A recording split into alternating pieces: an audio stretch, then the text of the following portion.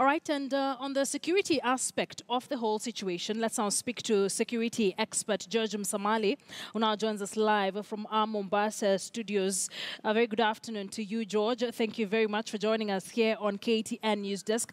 That ban of the protests by Fred Matiang'i has once again put the spanner in the works for NASA. What are your thoughts? I think what Matiang'i is doing is that he's using more tactic than strategy, because banning the protests from coming into the CBD in areas that the crowds can be controlled and sending them to the estates is actually lack of plan, lack of strategy, because it's going to be more dangerous in the estates as opposed to having these people converging at a central point where police can provide security. And basically what we're going to see happening is that we're going to have different gangs fighting it out in the estates, and this is not the first time we are seeing this. I remember during the Sabasaba riots, when people were denied the opportunity to converge at Kamkunji, they moved these battles into the estate, and it became very difficult for the police to contain them. As it is right now, the police are still overstretched. I don't think we have the numbers. That's why I'm saying this is more tactic than strategy. I don't think it's going to work for them. We are going to have more problems as opposed to having these people demonstrating peacefully and then being herded out of the CBD than now moving the problem from the CBD to the estates.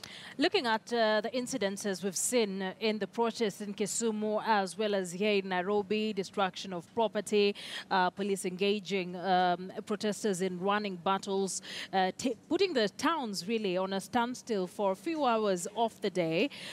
What strategy should NASA itself put in place to ensure that, what security precautions should they put in place? Because they've also mentioned that there are goons that are infiltrating the protests, that those are not their protesters. So what can NASA do to ensure that this doesn't happen? Akisa, it's true that all protests we've witnessed in Kenya, we've seen destruction of property. This is not the first time this is happening.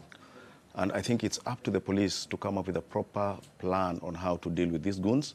Automatically, we know that probably there's some truth that the NASA brigade has been infiltrated by goons.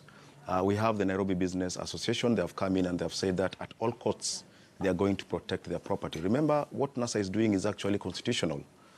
They have the right to picket. They have the right to demonstrate under Article 37 of the Constitution. And what the police are supposed to do is to provide protection. This is supposed to be, there must be coordination between NASA and the police. NASA should provide their program. If they're converging, let's say, at Uhuru Park, and then moving from Uhuru Park along the streets of Nairobi up to the anniversary towers and then leaving the town, then it's supposed to be the responsibility of the police now to provide security. And what all NASA needs to do is to provide the police with their program. But expecting NASA to make sure that the protest is peaceful, I think we are not being serious about this, we are not being genuine. That is the responsibility of the police. And at the same time, we've heard that we have these goons, and these goons are coming, let's say, for example, from the Nairobi Business Association because they say they'll protect their property. Then the police should take action against them, because what NASA is doing is legal and it's constitutional. So what really should be the way forward? NASA has said they will be demonstrating every day from next week. We're expecting them to react to that particular announcement by Fred Matiang'i.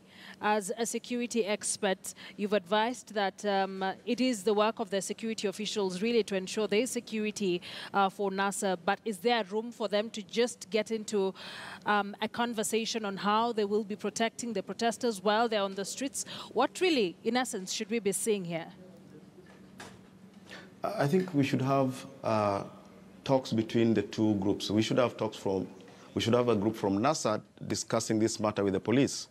And I think the way forward is that the police should ask NASA to provide them with their programs so that they can sit down and come up with an operational plan on how to protect the NASA protesters as they are going through what is constitutionally allowed by the laws. And then NASA should, at its end, also ensure that the protests are peaceful, because it says that any protester is not supposed to be armed with any kind of weapon. I think this is where we should be heading to. Let's have a discussion between NASA and the security apparatus so that they can agree with a way forward. But coming up with a knee-jerk reaction, taking a very simple solution of saying that we are banning these protests from within the CBD, it's actually moving the problem from the CBD and sending it to the estates. And what I know from experience, it becomes even more difficult to contain this because we have different gangs within the estates, and we are going to see definitely a reaction from one gang to the other, depending on which side of the political divide they stand. And this is going to cause more harm than having these people converging at a central place and then being herded to wherever they want to go and then peacefully dispersing after they have done their demonstrations. I think that is the right direction you're supposed to take, not just banning for the sake of banning and then transferring the problem from one point to the other.